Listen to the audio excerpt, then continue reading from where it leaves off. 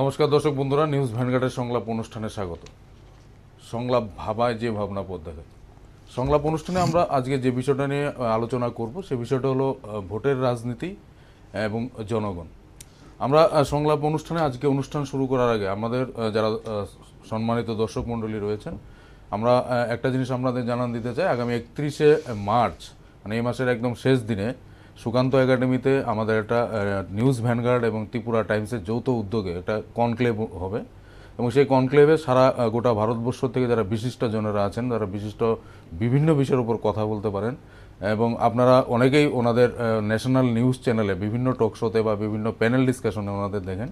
ওনারা এখানে উপস্থিত থাকবেন, মানবাধিকার কর্মী থেকে আরম্ভ করে শিক্ষাবিদ, সমাজবিদ সবাই থাকবেন এবং বিকাল 3টা থেকে শুরু হবে সেই কনক্লেভ নিউজ ভ্যানগার্ডের এবং উদ্যোগে, যৌথ উদ্যোগে, ত্রিপুরা টাইমসের যৌথ উদ্যোগে। এবং এই অনুষ্ঠানে সবার জন্য উন্মুক্ত এবং যারা যারা ইচ্ছুক আমরা আমাদের নিউজ ভ্যানগার্ডের পক্ষ থেকে এবং ত্রিপুরা টাইমসের পক্ষ থেকে আপনাদের কাছে অনুরোধ রইল আগামী 31শে মার্চ সুকান্ত একাডেমিতে বিকাল 3টায় সেই কনক্লেভে অনুষ্ঠানে অংশগ্রহণ করেছেন। আজকে যে আলোচনাটা নিয়ে আমরা আজকে এখানে পর্যালোচনা করব যেটা হলো যে ভোটের বিষয়টা, যেটা ভোটের রাজনীতি এবং জনগণ। আমরা সাধারণভাবে যদি দেখি ভারতবর্ষে যে বিভিন্ন পলিটিক্যাল পার্টিগুলি রয়েছেন বিভিন্ন রাজ্যে বা গোটা দেশে, যারা জাতীয় দল কয়েকটা রয়েছেন, আমরা দেখি যখন নির্বাচন হয় বা নির্বাচনের আগে তাদের জনগণের প্রতি যে দায়বদ্ধতা, দেশের প্রতি যে দায়বদ্ধতা, মানুষের প্রতি যে দায়বদ্ধতা, সেটা হঠাৎ করে ওনাদের মনে জেগে ওঠে। এবং আমরা যতটুকু জানি, যারা রাজনীতি করেন, যারা পলিটিক্স করেন, তারা বলেন তারা পলিটিক্স করতে এসছেন, পলিটিক্সের মধ্য দিয়ে, রাজনীতির মধ্য দিয়ে এদেশের জনগণের সেবা করতে এসছেন, এ দেশের সেবা করতে এসছেন।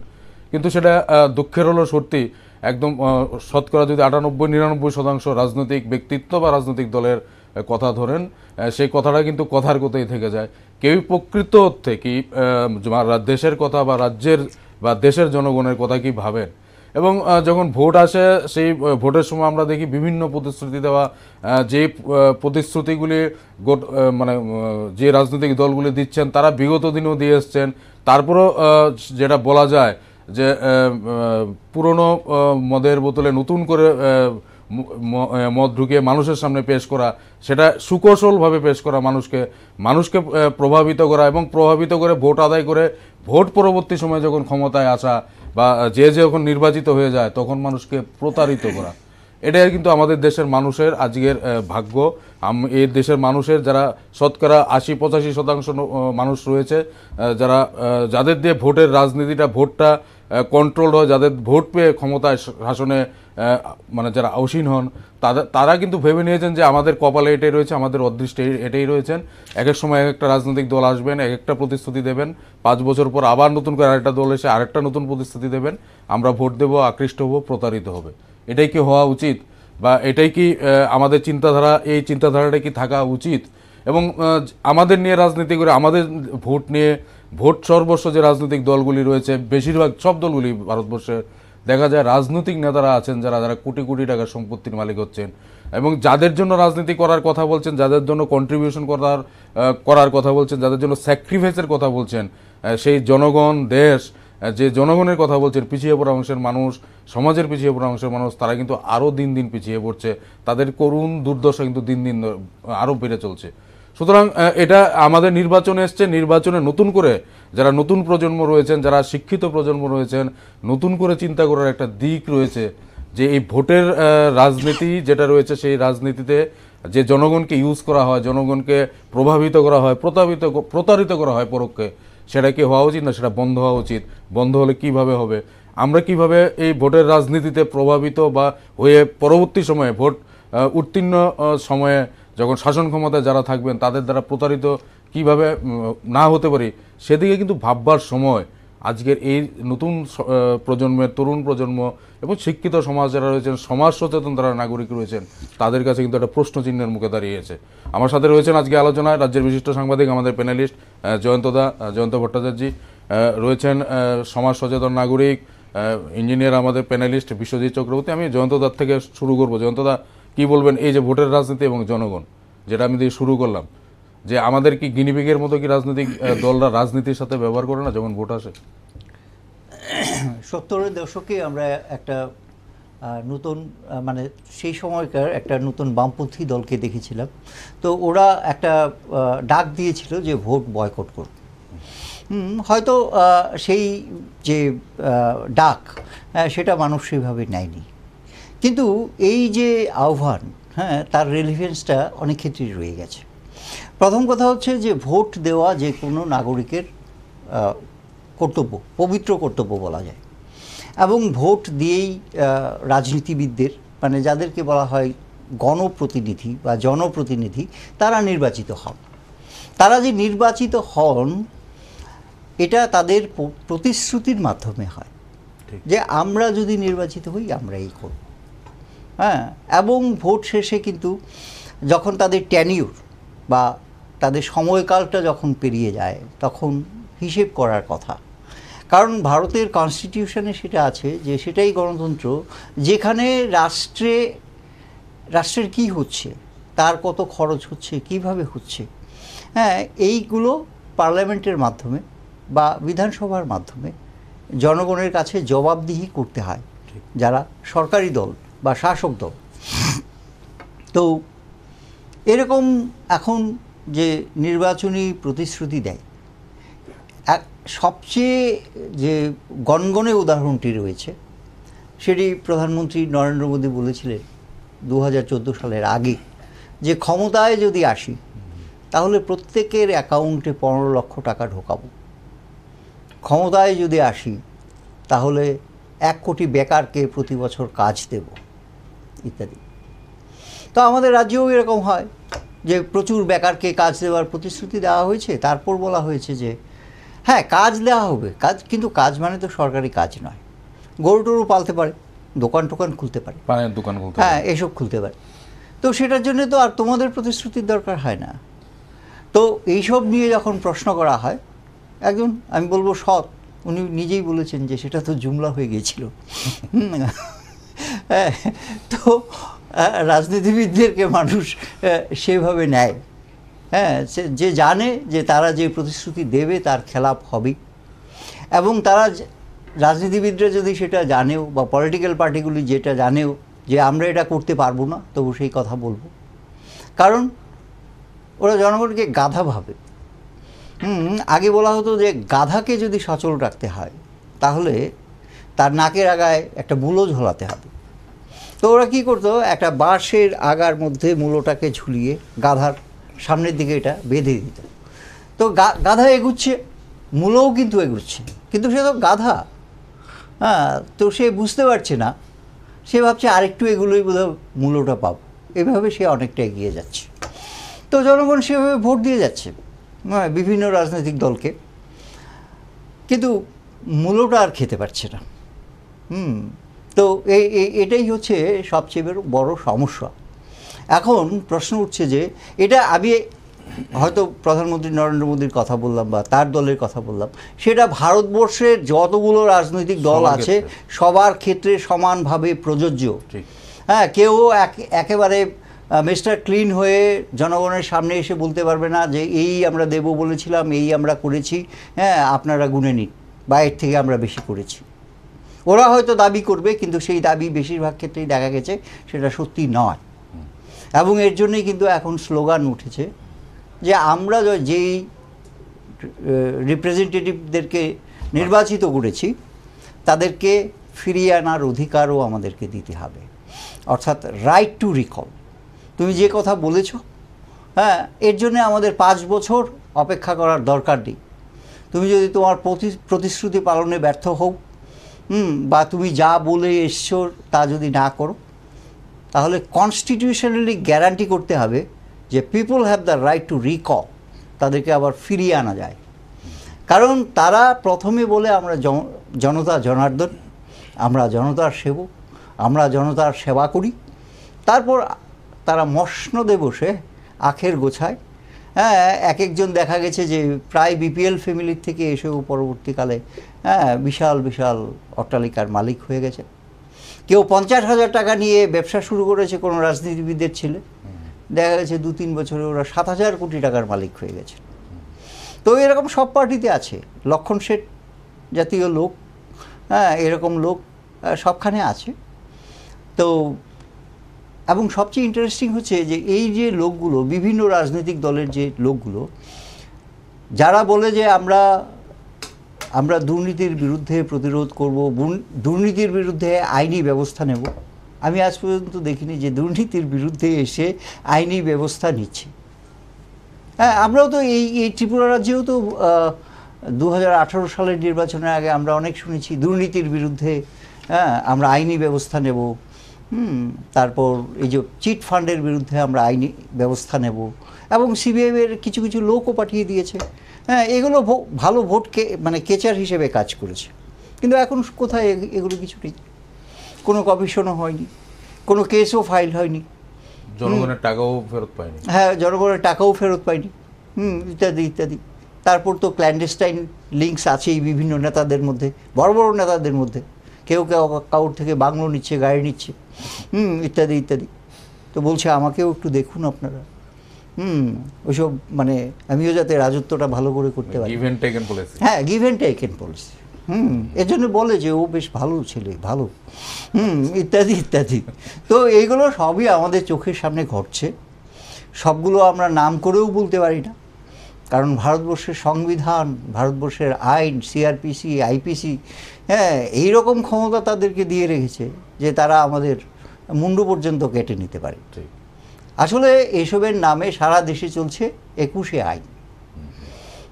কেউ যদি যায় পিছলে পড়ে, পেয়ে দেয় সে পাকড়ে ধরে 21 হাতা জল গেলায়, মানে কোনোটার সঙ্গে কোনোটার সম্পর্ক নেই।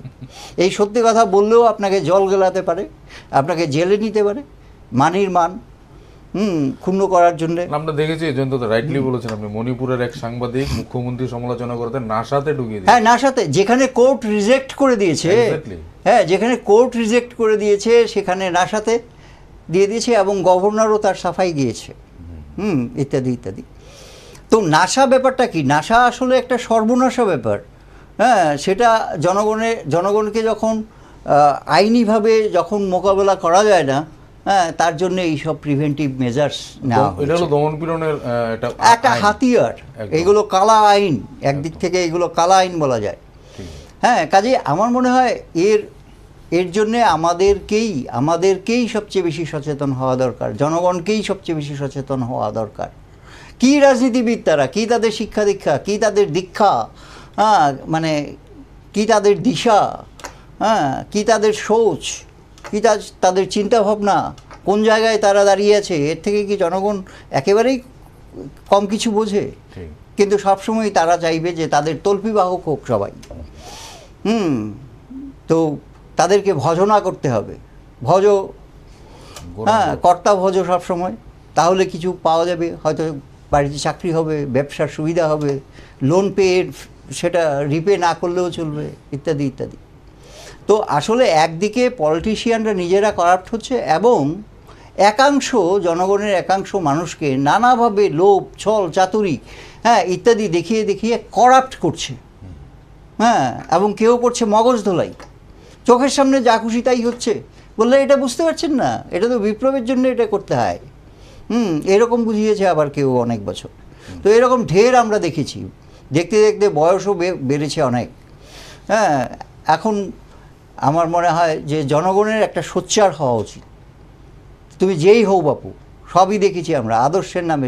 কার আদর্শ খারাপ আপনি বলতে পারবেন না? সবার জায়গাতে সবার আদর্শ ঠিক আছে, সবার জায়গা ঠিক আছে, কিন্তু শুধু দুর্নীতিবাজদের পকেটে পয়সা ঢুকছে, ধনী আরও ধনী হচ্ছে। হ্যাঁ, 1% লোকের হাতে ভারতের 50%-এর সমৃদ্ধি, মানে সম্পত্তি ইত্যাদি রয়ে গেছে। তো আমরা কোন জায়গায় যাচ্ছি? হ্যাঁ, আজকে আমাদের জিডিপি সে অর্থে বাড়ছে না। আমরা দেখছি পার্শ্ববর্তী যে একটা দেশ, যে বাংলাদেশ, যারা সবেমাত্র স্বাধীনতা পেল, এবং এই যুদ্ধে যারা একেবারে প্রায় দেউলিয়া হয়ে গেছিল, হ্যাঁ, তাদের রেট অফ ইকোনমি, হ্যাঁ, মানে গ্রোথ অফ ইকোনমি আমাদের থেকে ভালো। কাজে আমাদের এসব নিয়ে আমাদেরকেই ভাবতে হবে। হ্যাঁ, কেউ মানে নেতারা যা বলবে তাকে অন্তত 1000 প্রশ্ন করতে হবে যে আপনাকে আমি কেন ভোট দেব, এবং আপনাকে আমরা ভোট দিয়ে নির্বাচিত করলে আপনি যদি আপনার কথার খেলাপ করেন তাহলে আপনাকে কেন ফিরিয়ে আনবো। একদম এই প্রশ্নটাই আসছে দ্বিতীয় পর্যায়ে। আমি এখন বিশ্বজিৎ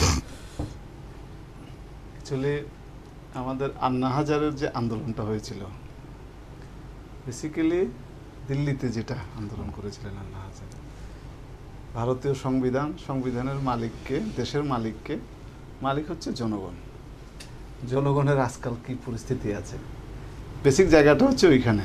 জনগণ, আপনি যেখানে উনি শেষ করেছেন ওই জায়গাতে বলছে জনগণ যদি জাগরুক না হয়, তাই হয় অ্যাকচুয়ালি বেসিক্যালি এটাই হয়। তখন আমরা ইলেকশন এলে পরে আমরা সব, কেউ ল্যাপটপ দিচ্ছে, কেউ সাবসিডি দিচ্ছে, কেউ মোবাইল দিচ্ছেন, কেউ মন্দিরে মন্দিরে ঘুরছেন। হঠাৎ করে ভোটের ডিক্লারেশনের সাথে সাথে মন্দিরের দরজায় ঘোরা বেড়ে যাচ্ছে। এমনিতে আমি কোট প্যান্ট পরছি, ভোটের ইলেকশনের সময় হলে আমাকে বিক্রি করতে হবে, সুতরাং আমি মন্দিরে গিয়ে ঘুমটা দিয়ে আরতি করছি। তো এইগুলোই চলছে বেসিক্যালি, যেটা আমরা দেখতে পাচ্ছি। বড় বড় নীতিকথা বলছি, সাইকেল দিচ্ছি। প্র্যাকটিক্যালি যেটা হওয়া উচিত, দেখুন সংবিধান এত সুন্দর বানিয়েছেন আমাদের যারা সংবিধান প্রণেতারা, এবং তখনের সময়ের পরিস্থিতির বিচারে সেই সংবিধানের যে ইমপ্লিমেন্টেশনের যে বেসিকটা, ওই টাইম যেটা চেঞ্জ হওয়ার দরকার, এইগুলো সেইভাবে হচ্ছে না আমার মনে হয়। ইলেকশনটা যেভাবে দিন দিন চলে যাচ্ছে, দেখুন হাসি পায়, সারা পৃথিবী নিশ্চয়ই হাসছে এইসব ধরনের ভোটের আগে আমাদের কাণ্ডকীর্তি দেখে। আপনি টিভির পর্দাটা খুলুন, কোন পলিটিশিয়ান কি বলছে, কি ডিসকাশন হচ্ছে দেখুন। সবাই শুধু নিজের বেনিফিট ছাড়া আর কোনো কিছুতে ডিসকাশন করছে না। যে ভাবছে এটাতে আমার বেনিফিট, ওইটা বলছে। যে রুলিংয়ে আছে ও যদি ভালো কাজও করে বিরোধী করতে হবে, কারণ আমার ভোট চাই। আর মানুষকে ভাবছে যে অশিক্ষিত লোক, ওরা কিছুই বুঝে না। এখন একটু ডিফারেন্স হয়ে গেছে ওই টাইমে আমার যেটা মনে হয়। সোশ্যাল মিডিয়া বলুন, ইলেকট্রনিক মিডিয়া বলুন, বা আরও কিছু লোক আসাতে, বিচার ব্যবস্থা থাকাতে হয়তো কিছু কিছু জায়গায় এখন প্রবলেম হয়ে যাচ্ছে।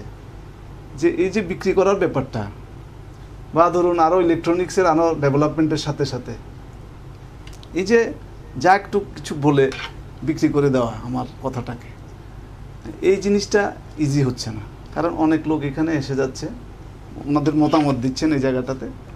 তো এই জায়গাতে গিয়ে প্রবলেম হয়ে যাচ্ছে যে যারা মানে শুধু বসে বসে ভাবলেন যে সব বেকুব বসে আছে, কারণ আমরা ব্যাংকের অ্যাকাউন্টে টাকা দিয়ে দেবো, ও দিচ্ছে, তো আরেকজন আরও স্মার্ট হয়ে আরও কিছু অন্য কিছু পন্থা পদ্ধতি বের করছে। মানে মানুষকে বোকা বানানোর কত সুন্দরভাবে এরকমই চিন্তাভাবনা, যে আমি কীভাবে করলে পরে প্র্যাকটিক্যাল না আমি নিজে জানি, কিন্তু মানুষকে তো বোঝাতে হবে। বোকা বানাতে আমার তো ভোটটা চাই, তারপরে আমি দেখব কি করা যায়, এটা পরের কথা। আসলে তো হওয়া উচিত এতগুলো টাকা হ্যান্ডেল করবে নতুন যে কোনো একটা ইলেকশনের মাধ্যমে যে পলিটিক্যাল পার্টি আসে ক্ষমতায়, ওনাদের কি পলিসি ম্যাটার্স, ওদের কি প্রায়োরিটি থাকবে, কি পলিসি থাকবে, এটার উপরে ডিক্লারেশন হওয়া উচিত, কাগজে পত্রে ডিক্লারেশন হওয়া উচিত। প্রয়োজনে এই ডিক্লারেশনগুলো it should come under the purview of court also. যে আমি ডিক্লারেশন, এই আমার পলিসি ম্যাটার্স, এই আমার প্রায়োরিটি, এই হচ্ছে আমার টোটাল ফান্ড অ্যাট প্রেজেন্ট, আমার এই কালেকশনস, ট্যাক্সেস থেকে কালেকশন, এক্সাইজ থেকে কালেকশন, টোটাল কালেকশন এত টাকা আছে। এইভাবে আমি আমাদের ডিক্লারেশন, ডিবেট হোক, তারপরে একটা টিভিতে এসে ডিবেট করুক, পয়েন্টে ডিবেট করুক, ডিবেটটাও দেখার মতো। একজন বলছে তো আরেকজন ওটা যাতে শোনা না যায়, এইভাবে ডিবেট করছে। মানে অ্যাকচুয়ালি ওরা বুঝিয়ে দিচ্ছে যে মানে আমাদের কাউকে বলতেই দেবো না একজন আরেকজনকে, পাবলিক কি বুঝবে এটা পাবলিকই জানে। তো প্রপার ডিবেট হওয়া উচিত যে আমার পলিসি কী আছে, ইলেকশন এলো, আমার পলিসি কী আছে, আমার প্রায়োরিটিতে কী আছে, কিভাবে আমি আমার এই যে টোটাল বেকার সমস্যাই বলুন বা আদার ইস্যুগুলোই বলুন, আমাদের পলিসি প্রায়োরিটিতে কী আছে। আমাদের এই যে 5 ইয়ার প্ল্যানগুলো আছে, 5 ইয়ার প্ল্যানগুলো টোটালি নেগলেক্টেড হয়ে যাচ্ছে। এগুলো আমাদের 5 ইয়ার প্ল্যান নিয়ে দেখার সময় নেই, এগুলো প্ল্যান করারও সময় নেই, ইনস্ট্যান্ট কিছু একটা করা হচ্ছে। কিছু কিছু জিনিস যেগুলো ভালো করছে অনেক সময়, আমার যেটা মনে হয়েছে 2-1টা জিনিস যেটা ভালো জিনিস, কিন্তু পাবলিক তো এটা সাপোর্ট করতে চাইছে না, বা এটাকে গভর্নমেন্টও এটা পাবলিকের কাছে নিচ্ছে না। কাস্টিজম আছে এর ভিতরে, আরও পাবলিককে গভর্নমেন্ট জানে এটা স্ট্রেংথ, কিন্তু ও জানে যে স্ট্রেংথ বাজারে খাওয়াতে পারবে না। যেমন ধরুন আপনাদের যে ডিজিটাইজেশন, টোটাল যে এখন যে ফাংশনিংটা ডিজিটাইজেশনের ফলে যারা গভর্নমেন্ট জব হিসাবে চাকরি করছেন গভর্নমেন্ট সেক্টরে, বিশেষ করে ব্লকগুলোতে বিডিওরা যারা চাকরি করছেন ওনারা আরও ভালোভাবে জানেন যে ডিজিটাইজেশনের শুরুর সাথে সাথে কী হয়েছে, জিনিসগুলো মনিটরিংয়ের জন্য স্পেসিফিক রয়ে গেছে। আমি একটা বলে দিলেই আমাকে হবে না যে এটা কাজটা হয়ে গেছে, এটা আমাকে দেখাতে হবে উইথ ডকুমেন্টারি এভিডেন্স। কিন্তু এই জিনিসটা কিন্তু খুব সুন্দর পদক্ষেপ প্রেজেন্ট গভর্নমেন্টের, কিন্তু ওরা কিন্তু এটাকে কিন্তু হাইলাইট করছে না। কিন্তু কেন করছে না বলুন তো? কারণ এটা হাইলাইট করলে পাবলিকের কাছে এটার ইম্পর্টেন্স নেই। পাবলিকের কাছে আমি যদি 6,000 টাকা তোমার ব্যাংকের অ্যাকাউন্টে যাবে বলি, that will be more appreciated by those people. বুঝতে পারছেন তো? অ্যাকচুয়ালি টার্গেট হচ্ছে কিন্তু বেসিক্যালি গরিবদের নিয়ে এই টার্গেটটা। যত ডিবেট কিন্তু বোকা বানানোর উদ্দেশ্য হচ্ছে কিন্তু গরিব সেকশনটা। মিডল ক্লাস যারা শিক্ষিত আছে ওরা অনেকে বুঝেই যায়, আর অনেকে হচ্ছে কি চলতে চলতে এমন হয়ে গেছে জিনিসটা, আমার কেউ এক্সপেকটেশনই নেই, ভাবলো যে আচ্ছা ইনস্ট্যান্ট যাই পেলো, কেউ 7th পে কমিশনের হিসাবেই পেলো, কেউ আদারওয়াইজ পেলো, যে ইনস্ট্যান্ট আমার পকেটে, কেউ বলছে 6,000 টাকা মান্থলি আমার পকেটে যদি ঢুকে যায় খারাপ কি, মানে ওই ইনস্ট্যান্ট কিছু একটা চাইছে। এবং পলিটিক্যাল কোথা থেকে আসছে, কিভাবে আসছে, এগুলো নিয়ে ডিসকাশন বা ডিবেটের কোনো দরকারই নেই। আমার পকেটে আচ্ছা ঠিক আছে, আমার পার্সোনাল কিছু আমার কোনো এক্সপেকটেশনও নেই, সরকার কী আসবে আমি দেখতে দেখতে অভ্যস্ত হয়ে গেছি, আমার সরকারের কাছে বিশেষ কোনো এক্সপেকটেশন নেই, আমি ইনস্ট্যান্ট কিছু বেনিফিট পেলাম, বাস, দ্যাটস অল।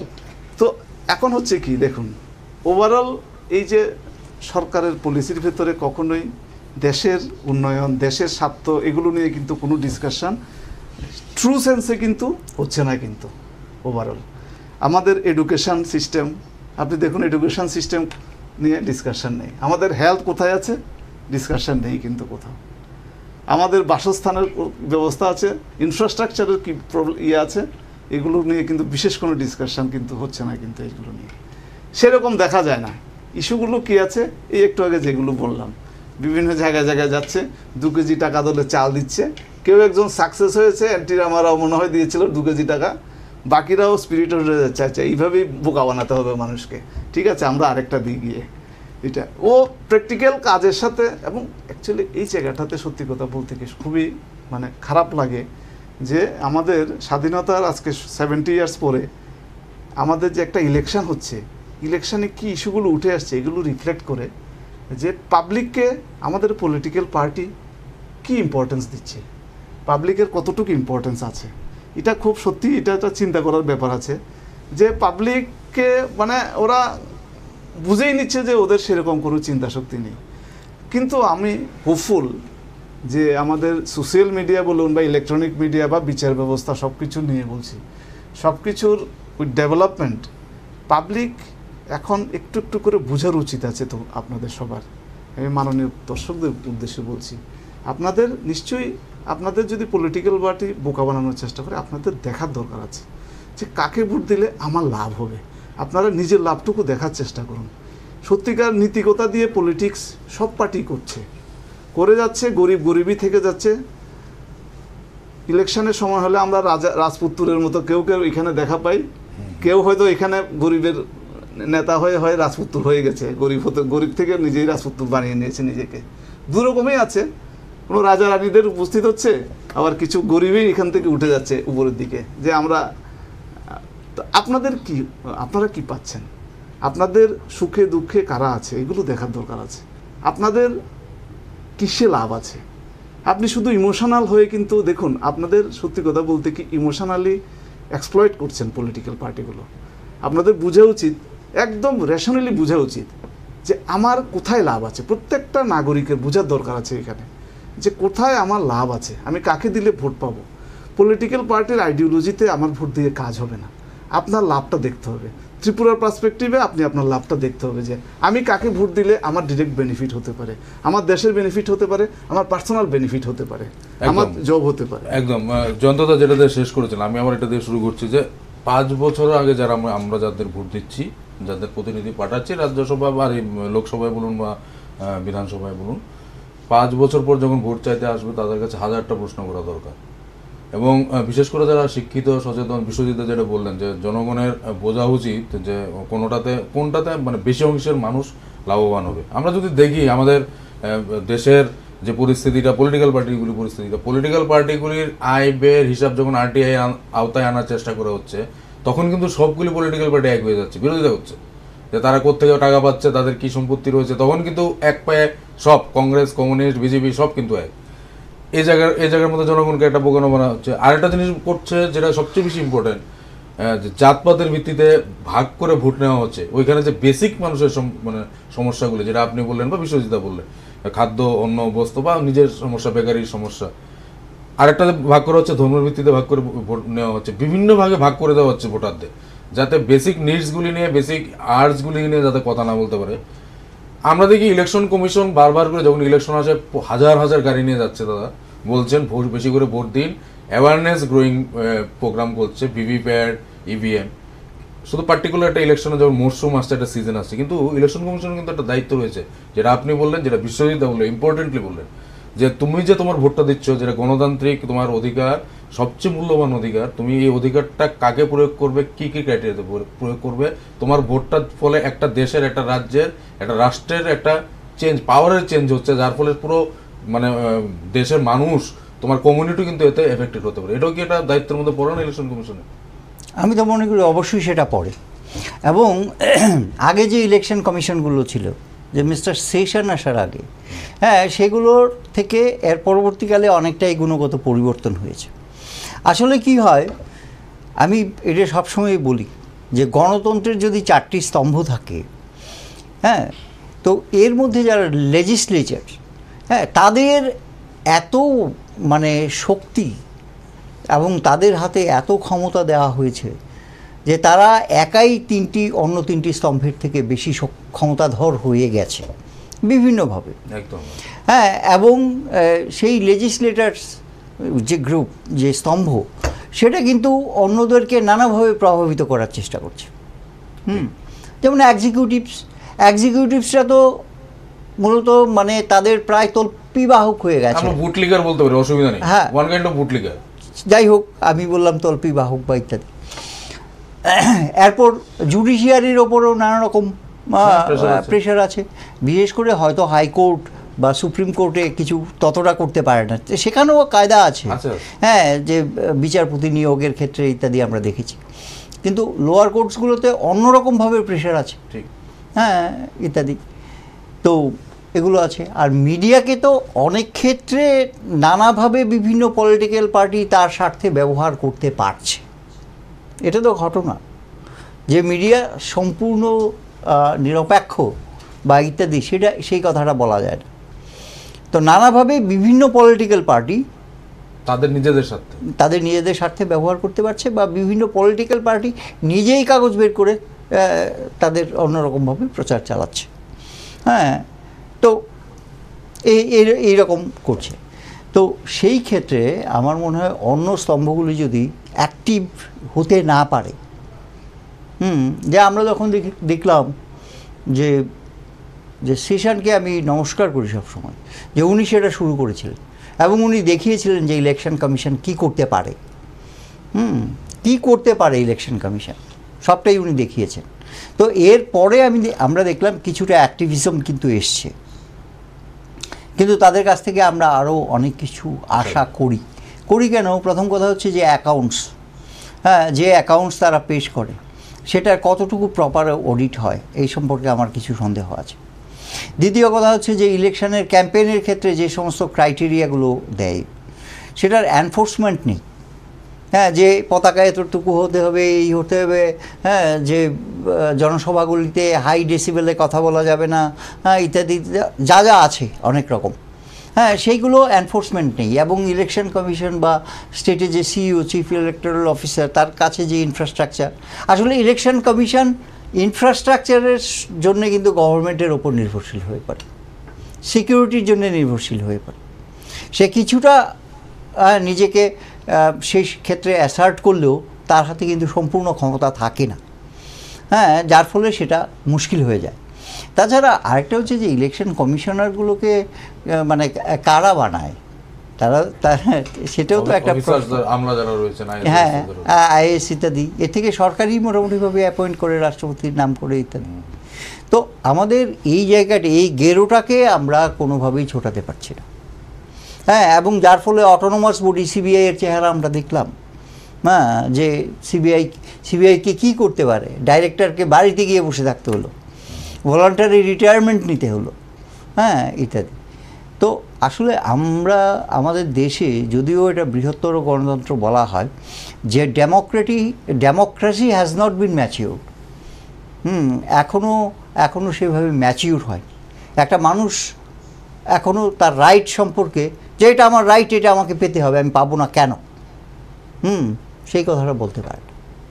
আসলে মানুষ যেহেতু নানা রকমভাবে দারিদ্র্যের মধ্যে রয়েছে, তাদের নিজস্ব শক্তি কমে গেছে, এই কারণেই কিন্তু তারা একটা জোরালো প্রতিবাদ করতে পারে।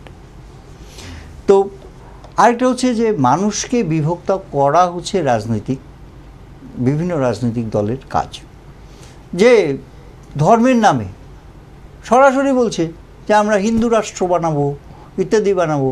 ভারতবর্ষ কত বছর আগে নাকি হিন্দু রাষ্ট্র ছিল, ইত্যাদি। তো কেউ আবার অন্য দেশে বলছে আমরা মুসলিম রাষ্ট্র বানাবো।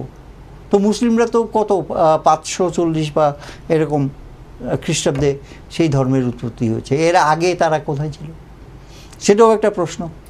কাজেই এই যে ধর্মের নামে মানুষকে বিভক্ত করার যে প্রবণতা, সেটা হচ্ছে সবচেয়ে ভয়ঙ্কর। ধর্ম হওয়া উচিত একেবারেই ব্যক্তিগত, এবং রাজনীতির সঙ্গে একে কোনোভাবেই মেশানো উচিত নয়। হ্যাঁ, এমনকি সামাজিকভাবেও আমরা দেখেছি ধর্মের নামে বিভিন্ন কমিউনিটির মধ্যে, বিভিন্ন ধর্মীয় মানুষের মধ্যে নানা রকমের কনফ্লিক্ট আমরা দেখতে পাই। তো সেইগুলোকে রিডিউস করা হচ্ছে কনসাস নাগরিকদের একটা কাজ। জাতপাত নিয়ে আমি কালকেই অ্যানিহিলেশন অফ কাস্ট,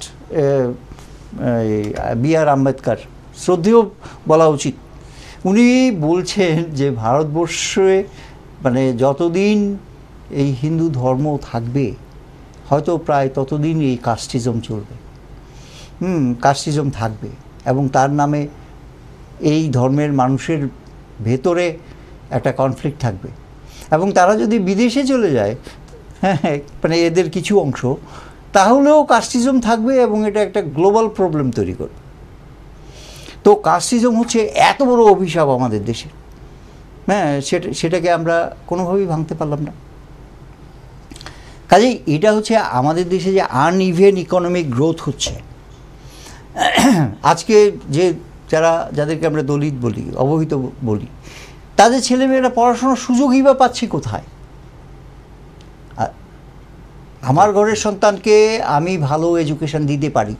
ভালো এডুকেশন মানে শুধুমাত্র বই কিনে দেওয়া নয়, বা তার কোচিংয়ের ব্যবস্থা নয়, তাকে একটা অ্যাম্বিয়েন্স দিতে হবে, তাকে ভালো পুষ্টিকর খাদ্য দিতে হবে, সে যাতে ভালোভাবে পড়াশোনা করতে পারে, সমস্ত খরচ মেটাতে হবে, ইত্যাদি। তারপরেও আমরা দেখছি কিছু কিছু দলিত অংশের, মানে নিপীড়িত অংশের ছেলেমেয়েরা অনেকটাই উঠে আসছে, অনেক ক্ষেত্রেই। সেটা তারা নিজেদের ইন্সপিরেশনে আসছে। রাষ্ট্র এর জন্যে কতটুকু কি করছে, বা যতটুকু করছে সেটাই কি এনাফ, আমার মনে হয়। আর আজকে কেন আমাদের শিক্ষা মানে এত প্রাইভেটাইজড হয়ে যাচ্ছে, এত কস্টলি হয়ে যাচ্ছে? ইংল্যান্ডে তো এখনও বোধহয় শিক্ষা এবং স্বাস্থ্য সেটা রাষ্ট্রের দায়িত্বের মধ্যে পড়ে, কিন্তু আমাদের দেশে সেটা নেই।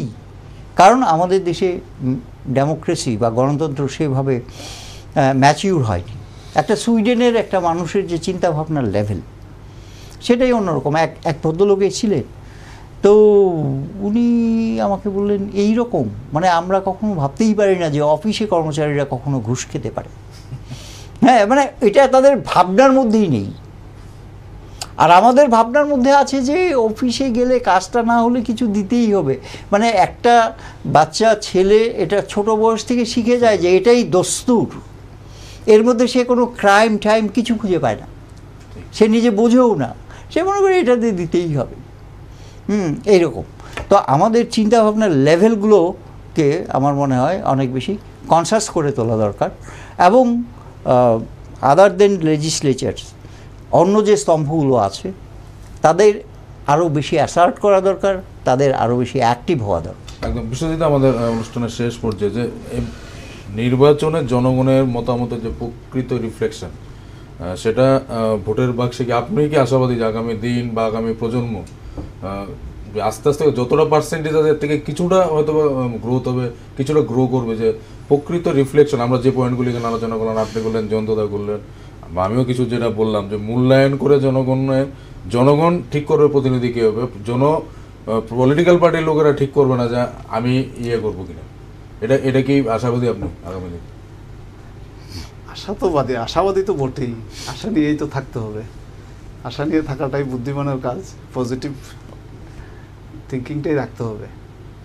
কিন্তু একটা হচ্ছে কি, একটা জিনিস যেটা আমি অনেক বছর থেকে যেটা আমি লক্ষ্য করেছি, যেটা হচ্ছে কি, আগে যে বুথ ক্যাপচারিং, ছাপ্পা ভোট, এসব জিনিস কিন্তু এখন কিন্তু দেখা যায় না।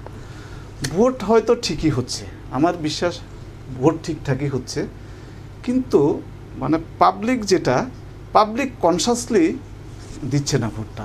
ক্যাজুয়াল অ্যাপ্রোচ আছে একটা, একদম একটা ভেরি ক্যাজুয়াল একটা অ্যাপ্রোচ আছে, এটা একটা কারণ হতে পারে। এই ক্যাজুয়াল অ্যাপ্রোচটা কিন্তু একদম ঠিক না কিন্তু, কারণ পাবলিকের ভোটেই কিন্তু সরকার হচ্ছে কিন্তু।